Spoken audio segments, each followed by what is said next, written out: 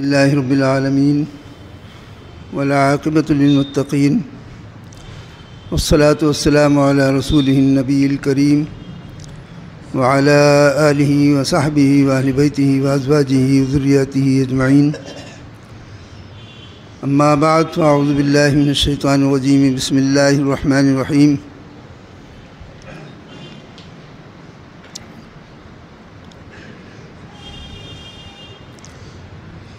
يا أيها الذين آمنوا قوا أنفسكم وأهليكم نارا وقودها الناس والحجارة عليها ملائكة غلاظ شداد لا يعصون الله ما أمرهم ويفعلون ما يؤمرون. صدق الله مولانا العظيم وصدق رسوله النبي الكريم.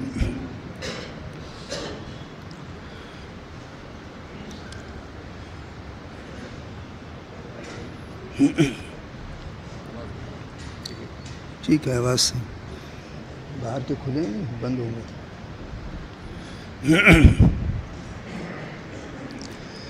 اے ایمان والو،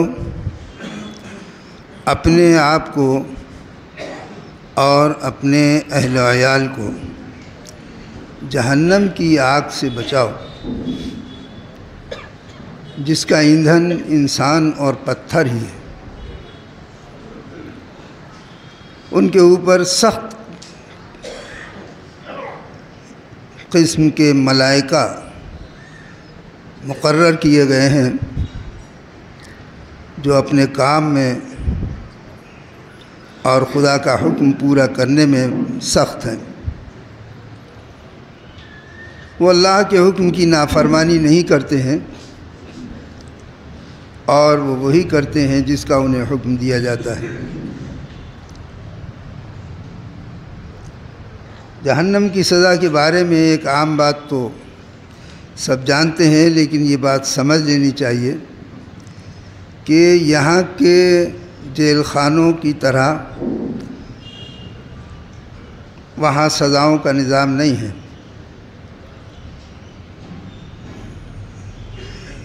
یہاں تو سزائیں صرف بند کر کے اور کوئی اور سختی وختی کا کام لے لیا گیا اور اس میں انہیں رکھ دیا گیا اور پھر جھوٹے سچے مقدمات لڑ کے جیسے بھی ہوا ان کو چھڑا لیا جاتا ہے. لیکن وہاں کا نظام ایسا نہیں، وہ نہایت سخت ہیں. وہاں کسی طرح کا چھٹکارا نہیں ہے. اور آج اگر اس دوزخ کی سزا پہ بات کی جائے گی تو سارا وقت اسی میں گزر جائے گا. وہاں کی سزائیں بھی بہت سخت ہیں، جن سزاؤں سے چھٹکارا نہیں. آگ کے شعلوں کی سزا ہے، سیدھی بات ہے. آگ کے شعلوں کی سزا ہے، اور ایسے شعلے کہ جو لوہے اور شیشے کو بھی 1 سیکنڈ میں گلا دیں. ایسی سخت آگ ہے. اللہ ہمیں آپ کو اہل ایمان کو اس سے محفوظ رکھے اور اس سے بچنے کی توفیق عطا فرمائے. اسی کے بارے میں کہا گیا ہے کہ اے ایمان والو، اپنے آپ کو اور اپنے اہل و عیال کو جہنم کی آگ سے بچاؤ.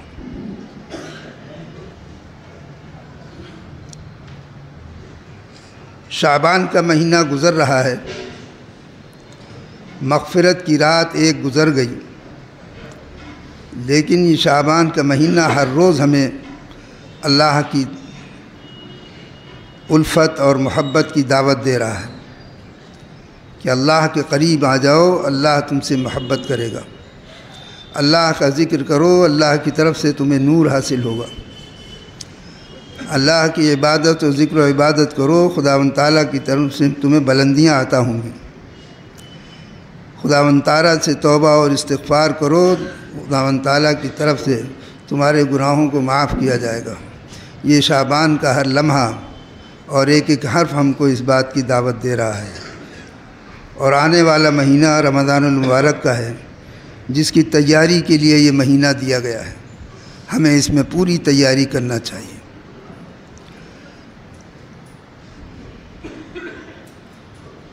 لیکن آج ہم دیکھ رہے ہیں کہ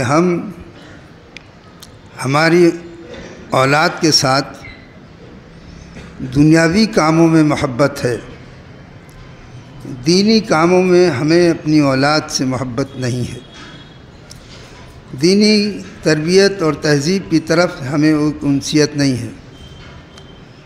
بہت کوشش کرتے ہیں تو چند الفاظ پڑھوا دیتے ہیں، کسی مولوی صاحب کو گھر بلا لیا یا مدرسے میں بھیج دیا اور بچوں نے پڑھ لیا، اور تو ہم تو اس تجربے سے گزر رہے ہیں، برس ہو گئے کہ بچے جو کچھ بھی پڑھتے ہیں یا پڑھ کے جاتے ہیں، والدین ان سے یہ بھی نہیں پوچھتے ہیں کہ تم کیا پڑھ کے آئے، ان کو لے کر بیٹھتے بھی نہیں ہیں، جبکہ دینی تعلیم بھی تو تعلیم ہے۔ انگریزی تعلیم کے لیے جو کچھ بھی اسکول سے پڑھ کر آتے ہیں ان کے لیے تم ٹیوٹر مقرر کرتے ہو، اور ان کے ذریعے سے اور پھر خود بھی بچوں پہ لگتے ہو اور ان سے معلوم کرتے ہو، ان کو دیکھتے ہو، انہیں سمجھتے ہو کہ انہوں نے کیا پڑھا اور کیا تیاری کی۔ لیکن دینی تعلیم و تربیت کے لیے ہم کوئی انتظام نہیں کرتے۔ یہ ہماری سب سے بڑی خرابی ہے، اور اسی کا یہ نتیجہ ہے کہ آج ہم چونکہ تربیت کی طرف اور اولاد کی دینی تعلیم و تہذیب کی طرف توجہ نہیں کر رہے، جس کا نتیجہ یہ ہو رہا ہے کہ اولاد ہمارے ہاتھ سے نکلتی جا رہی ہے، نافرمان تو ہو ہی رہی ہے۔ آئے دن ہر وقت ہمیں یہ قصہ سننے کو ملتا ہے کہ اولاد کہنا نہیں مانتی، اولاد یہ نہیں کرتی، اولاد وہ نہیں کرتی، وہ ہمارا کہنا نہیں مانتی ہے، وہ ایسا کرتی ہے، وہ ایسا کرتی ہے۔ اور آگے بڑھ کر جو آپ دیکھ رہے ہیں کہ رجحان جو ہے وہ بددینی کی طرف بڑھتا چلا ہے۔ ایک تو یہ ہے کہ ابھی تک تو معاملہ یہ تھا، کچھ عرصہ پہلے تک، کہ ہماری زندگی میں بے عملی تھی، ہماری زندگی میں بے عملی تھی، بے دینی نہیں تھی۔ بے عملی تھی، کوئی نماز نہیں پڑھتا تھا، کوئی روزہ نہیں رکھتا تھا، اس کو ڈرایا جاتا تھا، دھمکایا جاتا تھا تو وہ روزہ بھی رکھنے لگتا تھا، نماز بھی پڑھنے لگتا تھا، لیکن اس سے بات کرو تو اس کے دل میں خدا کا خوف ہوتا تھا، اور وہ کہتا تھا، اپنی غلطی کو تسلیم کرتا تھا کہ ہاں ہماری یہ غلطی ہے کہ ہم دین کی طرف توجہ نہیں کر رہے۔ لیکن آج جو ہے بے عملی نہیں، یہ ہم نے جو بے عملی پر چھوٹ دے دی اور ہم نے ان کی تہذیب و تعلیم کی طرف توجہ نہیں کری، اس کا نتیجہ یہ ہوا کہ ان کے اندر بے دینی پیدا ہو گئی۔ اسلام سے دوری ہی نہیں بلکہ اسلام سے نفرت پیدا ہونے لگی، اسلام کے اصولوں پر شک پیدا ہونے لگا، اور آج پوری دنیا میں اس بات کی کوشش ہے، یہی کوشش ہو رہی ہے، اور اسی کوشش کے نتائج ہمارے ملک میں بھی سامنے آ رہے ہیں کہ آئے دن ایسے قوانین بنائے جا رہے ہیں کہ جس سے لوگوں، عورتوں کو، بچوں کو، جوانوں کو ایک اسلامی اصولوں سے نفرت ہو۔ یہ ہم نہیں سمجھ پا رہے ہیں۔ ہم کیوں نہیں سمجھ رہے ہیں اس بات؟ 3 طلاق کا مسئلہ ہے کہ صاحب 3 طلاق غلط ہے۔ کیا نتیجہ ہوا کہ اس شریعت اسلامیہ نے، قرآن کریم نے جو 3 طلاق کو جائز رکھا، آج جب یہ بات آ گئی کہ 3 طلاق ٹھیک نہیں ہے، جائز نہیں ہے، ٹھیک نہیں ہے، ٹھیک نہیں ہے، ٹھیک نہیں ہے، ہوتے ہوتے نتیجہ ہے کہ آج ہماری نسل قرآن کریم کا جو فیصلہ ہے 3 طلاق کا، اس کو ماننے سے منکار کر رہی ہے، اس میں شک پیدا ہو گیا۔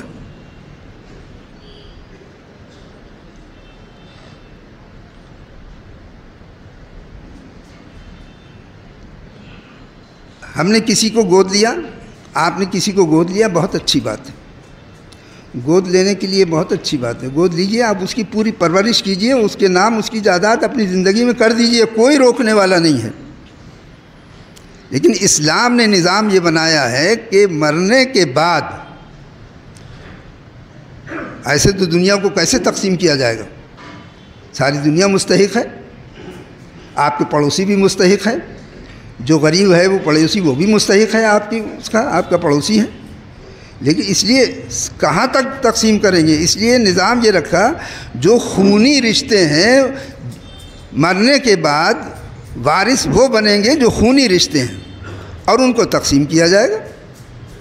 آپ زندگی میں کسی کو کچھ دے دیجئے، نہ شریعت کہے گی آپ سے، نہ اسلام کچھ کہہ رہا ہے، نہ علماء کچھ کہہ رہے ہیں، کوئی کچھ نہیں کہہ رہا۔ لیکن اب یہ قانون بنایا جا رہا ہے کہ نہیں، اس کا بھی جائیداد میں حصہ ہوگا۔ یہ غلط ہے کہ اس کو آپ نے پالا اور آپ کو جائیداد میں آپ کے حصہ نہیں ہے۔ یہ قرآن نے جب فیصلہ کیا کہ اس کا حصہ نہیں ہے، اس میں اس قانون کے ساتھ ٹکرانے کے بعد ہماری نئی نسل، چونکہ آپ نہیں پڑھتے ہیں، آپ کی نسل نہیں پڑھتی ہے، اس کا نتیجہ ہوا کہ اس میں شک پیدا ہو گیا کہ قرآن نے جو فیصلہ کیا اس میں شک پیدا ہو گیا، اور وہ بھی یہی کرے گی کہ ہاں بات تو صحیح ہے کہ ملنا چاہیے اسے۔ شک پیدا ہو گیا۔ جب قرآن کے اصول میں شک پیدا ہو گیا تو اب یہ بتائیے کہ آپ ایمان کی کس کنارے پہ کھڑے ہوئے ہیں؟ کون سے اسٹیج پہ کھڑے ہیں آپ؟ اسلام کے ماننے والے اسٹیج پہ کھڑے ہیں یا اسلام کا انکار کرنے والے اسٹیج پہ کھڑے ہیں؟ اور یہ سب وقت کم ہے، لیکن بہت کم وقت میں کام کی بات میں کہتا ہوں، اسے غور سے سننا چاہیے۔ اس کی ذمہ داری صرف آپ کی ہے، اور دو طریقے سے۔ ایک سب سے بڑا طریقہ یہ ہے کہ آپ اپنے گھر میں اپنی تہذیب کو چھوڑ کر دوسری تہذیبوں کو اپنا رہے ہیں، لباس کے اندر، کھانے کے اندر، پینے کے اندر۔ بعض گھروں میں اولاد کے سامنے شرابیں پی جا رہے ہیں، لباس غیر اسلامی اور اولاد کو پہنایا جا رہا ہے اور خوش ہو رہے ہیں۔ اور اب تو ایک اور میں منع کرتا رہتا ہوں، عورتیں آتی ہیں، بچے آتے ہیں، لوگ آتے ہیں، اپنے بچوں کو لے کر آتے ہیں کہ بچے کو ٹیڈی بیئر کے کپڑے پہنا کے لا رہے ہیں، کتے کا منہ بنا ہوا ہے، کتے کے کان بنے ہوئے ہیں، بلی کے کان بنے ہوئے ہیں، بلی کا منہ بنا ہوا ہے، اسے شرٹ پہنا رکھی ہے کتے بلی کی، ٹوپا پہنا رکھا ہے کتے بلی کا، تھیلا ہے تو وہ کتے بلی کا منہ بنا ہوا ہے۔ میں لوگوں کو منع کرتا ہوں، تم انسانوں تمہیں کیا ہو گیا ہے؟ اللہ نے تمہیں انسان بنایا ہے، اشرف المخلوق بنایا ہے، تم جانوروں کے کپڑے پہنا رہے ہو ان کو۔ ہم سوچتے نہیں، یہ ہمارے نہ سوچنے کا نتیجہ ہے کہ ہماری اولاد بگڑتی چلی جا رہی ہے۔ ہم اولاد کے ساتھ جس طرح معاملہ کریں گے وہی تو ہوگا۔ جب آپ نے کتے بلی کے کپڑے بنائے تو بڑے ہونے کے بعد وہ پھر ویسے ہی کتے بلی کی حرکتیں بھی کریں گے، جو جس کو چاہے گا لے کے بھاگ جائے گا۔ کتے بلی میں اور کیا ہوتا ہے؟ بڑے ہو کے پھر وہ یہ حرکت بھی کریں گے، اور ہو رہا ہے۔ آج اس بات کو نئی نسل جو ہے، جو پڑھی لکھی نسل آ رہی ہے، جو نیچے سے ابھر کے آ رہی ہے، وہ اس بات کو غلطی نہیں سمجھ رہی۔ جب اسلام نے کہہ دیا کہ لا تنکحوا مشرکین حتی یؤمنوا، کوئی مشرکین کے ساتھ میں نکاح نہیں کرے گا جب تک کہ وہ ایمان نہ لے آئے، نہ کوئی مومن کسی مشرک سے کرے گی عورت۔ یہ قرآن کا فیصلہ ہے، لیکن آج ہم اس کو، آپ گلی گلی دیکھ لیجئے، ہم اس کو نہیں مان رہے، ہمارا جو مرضی آ رہی ہم کر رہے ہیں۔ تو جب ہم قرآن کے فیصلوں کو آپ سمجھتے ہیں کہ یہ مولویوں کی پابندی ہے، مولویوں کی پابندی نہیں ہے، یہ مولویوں کی اور علماء کی پابندی نہیں ہے، مفتیوں کی پابندی نہیں ہے، یہ اصول قرآن کریم کے ہیں۔ جب اب آپ سمجھیے کہ کہاں کھڑے ہیں۔ اگر آپ نے اس چیز کا انکار کر دیا کہ نہیں یہ کچھ نہیں ہے، جو جس کے ساتھ چاہے جائے، جیسے جا رہے ہیں لوگ، تو پھر آپ یہ دیکھیے کہ کس کے اسٹیج پہ کھڑے ہیں آپ؟ منکرین کے اسٹیج پہ پڑھیں، انکار کرنے والوں کے اسٹیج پہ کھڑے ہیں، یا اقرار کرنے والوں کے اسٹیج پہ کھڑے ہیں؟ یہ ہمیں سوچنا چاہیے۔ اور اس کا دوسرا بڑا سبب، ہم بچوں کی طرف کی تہذیب پر دھیان نہیں دے رہے، ان کی تعلیم پر دھیان نہیں دے رہے، اور اس کا دوسرا بڑا سبب یہ ہے کہ ہم نے اپنی زبان چھوڑ دی، نہ ہم خود پڑھ رہے ہیں نہ پڑھا رہے ہیں، سارا ذخیرہ تو اردو زبان کے اندر ہے۔ آپ نے اردو زبان کو ایسا آپ کے گھروں سے مفقود کر دیا کہ آپ کے گھروں میں نہ آپ کے زبان پر نہ آپ کے کسی بھی چیز میں آپ کو اردو زبان جان ہی نہیں رہے۔ جب نہیں جان رہے ہیں تو آخر ہمارے پاس بچے لاتے ہیں، اس کو سمجھا دیے، میں کیا سمجھاؤں بھائی؟ جب اسے اردو ہی نہیں آتی، آپ کو اردو نہیں آتی، میں اگر کوئی اصلاحی کتاب دوں گا تو پھر آپ کریں گے کیا اس کا؟ بس ایک بات کہہ کے بات ختم کرتا ہوں۔ 1000 برس، غور کیجئے گا، 1000 برس تک ہندوستان کے اندر مسلم حکومت رہی، جیسے بھی رہی، وہ بے عمل رہے جیسے بھی رہے۔ ہم نہیں کہہ رہے ہیں کہ وہ بہت باعمل تھے، باعمل نہیں تھے، ان میں سے کچھ باعمل تھے، کچھ بے عمل تھے، بے عملی کی حکومت تھی، لیکن مسلم حکومت تھی۔ 1000 سال تک حکومت مسلم حکمراں تھے، آبادی غیر مسلم تھی، ان کی زبان سنسکرت تھی، انہوں نے کبھی مطالبہ نہیں کیا کسی حکومت سے کہ ہمارے لیے اردو اس کے اسکول کھولو سنسکرت کے یا ہندی کے۔ 1000 سال تک انہوں نے اپنی دھوتی کی، اپنی تہذیب کی، اپنی زبان کی، سنسکرت کی، ہندی کی، اپنے گھروں کے اندر حفاظت کری ہے اپنے اولاد کے ساتھ۔ آج نتیجہ یہ ہے کہ ہندی موجود ہے، کوئی دقت نہیں آ رہی ہندی اور سنسکرت کے لیے، اور آپ اس 100 سال کے اندر آپ نے ایسا معاملہ کر دیا کہ اب وہ ہمارا بچہ کہتا ہے ہمیں اردو نہیں آتی، آپ سے پوچھو اردو آتی کہ ہمیں اردو نہیں آتی۔ شرم آنی چاہیے، کسی ہندو بچے سے پوچھ لیجئے کہ اسے ہندی آتی ہے کہ نہیں، چھوٹا بچہ بھی کہے گا ہمیں ہندی آتی ہے۔ آج ہمارا بڑا نوجوان یہ کہتا ہے، بوڑھا آدمی یہ کہتا ہے کہ ہمیں اردو نہیں آتی۔ جب نہیں آتی ہے تو پھر تہذیب بھی مٹ جائے گی اور آپ بھی مٹ جائیں گے۔ یہ فلسفی لوگوں کا اور جیوز جو یہودی ہیں ان کے فلسفیوں کا کہنا ہے اور ان کا ماننا ہے کہ جس قوم کو تباہ کرنا ہو، اسے برباد کرنا ہو، اس کی زبان چھین لو اور اس کی تہذیب چھین لو، وہ اپنے آپ مٹ جائے گی۔ خداوند کریم ہمیں سمجھ عطا فرمائے اور اسلام کو سمجھنے کی توفیق عطا فرمائے اور اس پر ہمیں عمل کرنے کی توفیق عطا فرمائے۔